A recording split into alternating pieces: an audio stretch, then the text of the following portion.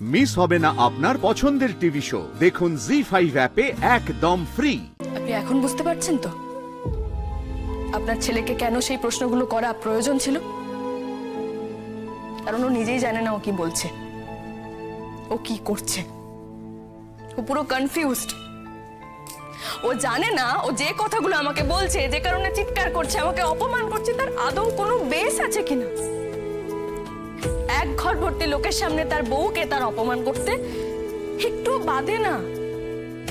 সে যা দেখছে, যা বুঝছে, যা শুনছে সেটা আদৌ ঠিক দেখছে কিনা, ঠিক বুঝছে কিনা, ওকে ঠিক বোঝানো হচ্ছে কিনা, সেই সবকিছু বিচার না করে কিছু একটা বলে দিল, অপমান করে দিল, দু চারটে কথা শুনিয়ে দিল, অন্যায়ভাবে অসভ্য আচরণ করে ফেলল।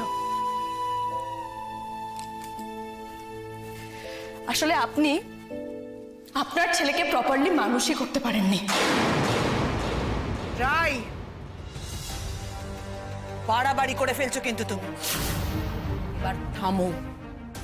তুমি অনিকে দোষ দিচ্ছ ঠিক আছে, কিন্তু তোমাদের দুজনের প্রবলেমের মাঝখানে আমাকে টেনে আনছো কেন? কারণ একটু আগে আপনি আপনার ছেলেকে ডিফেন্ড করছিলেন, তাই এই কথাগুলো আপনার প্রাপ্য বই কি। আর অনির্বাণ, তুমি সারাক্ষণ কি জানো বলো? তুমি একা থেকেছো, ইন্ডিপেন্ডেন্ট ভাবে বাস করেছো, সবকিছু একা করেছো, আর এটাই তোমার সাকসেসের অন্যতম কারণ, তাই তো? আসলে তুমি কিচ্ছু না।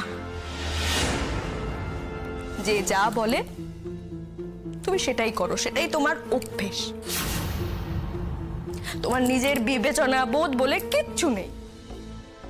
তোমাকে অন্য যেটা বলে দেয়, যেটা আপাত দৃষ্টিতে তুমি ঠিক বলে মনে করো, সেটাই তুমি করো। তুমি সেটাই ঠিক বলে মনে করো। বিয়ের পর থেকে তুমি তোমাকে এইভাবেই দেখে আসছি অনির্বাণ।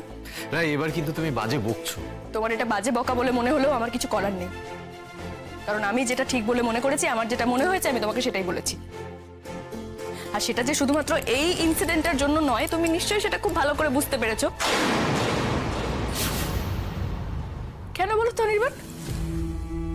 কেন কেন সেদিন বিয়ের রাত্রিরে তুমি তোমার বাবা মার কথা শুনলে না বলো তো? তোমার না আমাকে বিয়ে না করে চলে আসাটাই উচিত ছিল।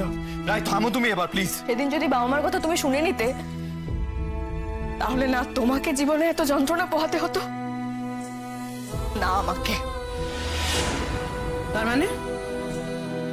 তার মানে অনির সঙ্গে বিয়েটা নিয়ে তুমি এখন আক্ষেপ করছো? হ্যাঁ,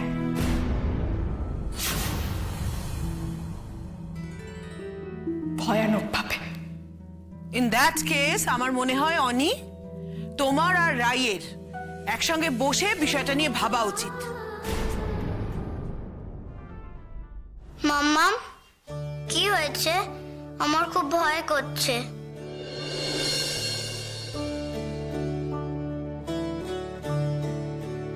কিচ্ছু হয়নি সোনা, কিচ্ছু না। আমরা এখানে সবাই মিলে একটু গল্প করছিলাম। তুমি ভয় পেও না, কেমন? ভাববো আপনি যা বললেন আমার আর অনির্বাণের সম্পর্ক নিয়ে, নিশ্চয়ই ভাববো।